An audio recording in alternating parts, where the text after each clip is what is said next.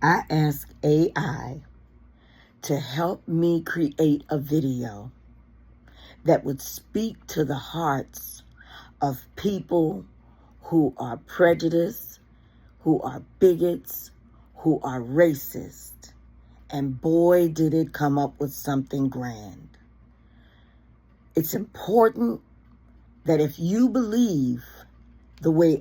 feel the way I feel, it is extremely important that you share this video. Let's get this video out there so that it would speak to hearts of other people if it speaks to yours. Enjoy the video. Please be sure to comment. Please, please, please share. And I would appreciate it if you subscribe. Have an amazing day.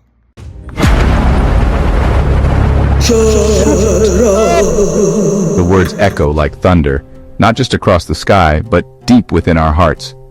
This is not a whisper or a gentle nudge. It's a roar that shakes the very ground beneath us. That's not thunder or a distant storm.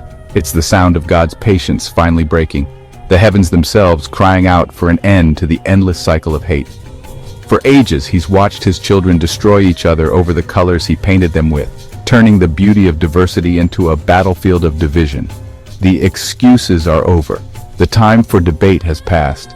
The hour is late, and the world can no longer afford to wait for hearts to change on their own. The command is simple. Just stop. Stop the words that wound, the actions that divide, the silence that allows hatred to grow. God is done with twisted justifications and seeing people reduced to threats or stereotypes. He's tired of watching love be replaced by suspicion and fear. He created a family, not a hierarchy. Every person is a thread in the tapestry of humanity, each one essential, none above or below another.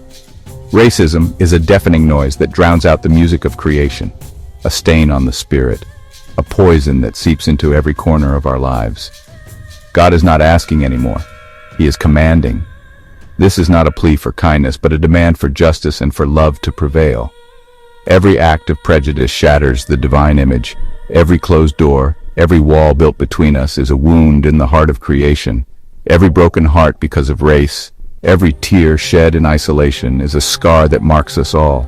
It is a direct defiance of the Creator's will, a turning away from the light, a rejection of the love that was meant to bind us together.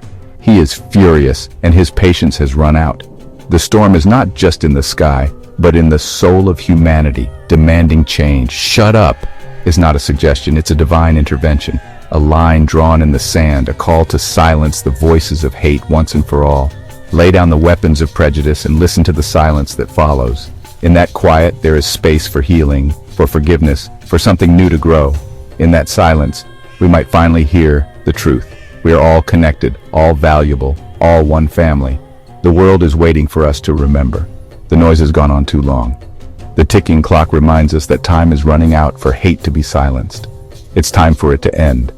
Let the storm pass, let the dawn break, and let peace settle where chaos once reigned. Let a new sound rise, understanding, respect, unity. Let laughter and hope replace the shouts of anger and division. It's time to listen to God. In the silence, in the stillness, may we finally hear his command and choose love. Watch children play. Notice how their laughter fills the air, how their games are free from judgment or suspicion. They don't see color, just friends, companions in adventure, partners in joy. Their hearts are open, unburdened by the divisions adults obsess over. Racism isn't natural, it's taught. Children are born with curiosity, not contempt. They reach out, not away. We, the adults, are the carriers of this poison, passing it down like a cursed heirloom, sometimes without even realizing it. We build the walls our children learn to accept as normal, shaping their world with invisible boundaries and silent rules. We break their innocence, teaching them the ugly vocabulary of prejudice, planting seeds of fear and mistrust where there should be wonder. God sees this tragedy unfold, watching innocence extinguished by learned hate, grieving as we dim the light in our children's eyes. The example of children is a divine indictment. We are the problem, and their purity exposes our failings. We have a choice: continue the cycle, or become like children again. Unlearn hate. We can choose to heal, to teach love instead. see the world with fresh, loving eyes as if for the first time, and let compassion guide us. That's the path back to grace, a journey we must all choose for the sake of our children and ourselves. Our struggle with racism mirrors the Israelites wandering in the desert. Freed from slavery, they still couldn't let go of old ways, so they wandered for generations. We too are lost in a wilderness of division and hate, repeating the same mistakes. We glimpse unity, then retreat to prejudice. Like them, we're stuck, punished by our refusal to change. How many more generations will be lost before we learn? The path out is clear. Abandon old thinking, tear down idols of supremacy, and embrace unity. Until then, we wander, thirsty, lost, with true equality always just out of reach.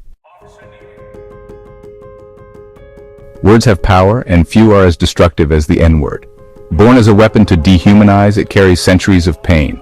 Using it revives its poison, making you part of the problem.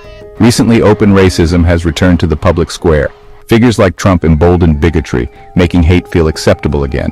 The shame that once silenced racism faded. Racist language and tropes became public, setting us back decades. This isn't just politics, it's a cultural regression. The pride of prejudice has returned, louder and more shameless. Our progress is fragile and the fight is far from over. After all the pain, God's message is simple. Remember who you are. In a world that tries to divide us, it's easy to forget our true identity. But you are more than the labels, more than the wounds, more than the history that weighs heavy on your heart. Every person is made in His image, the spark of the divine in everyone. No matter where you come from or what you look like, you carry a piece of the sacred within you. Hating someone for their race is hating God's reflection. When you look into another's eyes, you're seeing a glimpse of the Creator. Racism is a sin against your brother, your sister, and your Creator. It wounds not just the victim, but the soul of the one who hates. The cycle of hate is a chain, but each of us can break it. It takes courage to choose love over anger, to forgive instead of holding on to pain. Choose to see the person, not the color. See their story, their dreams, their humanity. Stand up against prejudice even when it's hard. Your voice matters, and your actions can inspire others to do the same. Be like children. See souls, not shades. Children remind us that love is natural and hate is learned. Let this be the generation that says, enough. We have the power to change the story for those who come after us. Break the cycle. Practice love. Tear down the walls. Build bridges where there were once barriers. God made a family, not a battlefield. We are meant to lift each other up, not tear each other down. Choose unity. That's the only way home. Together we can create a world where everyone belongs.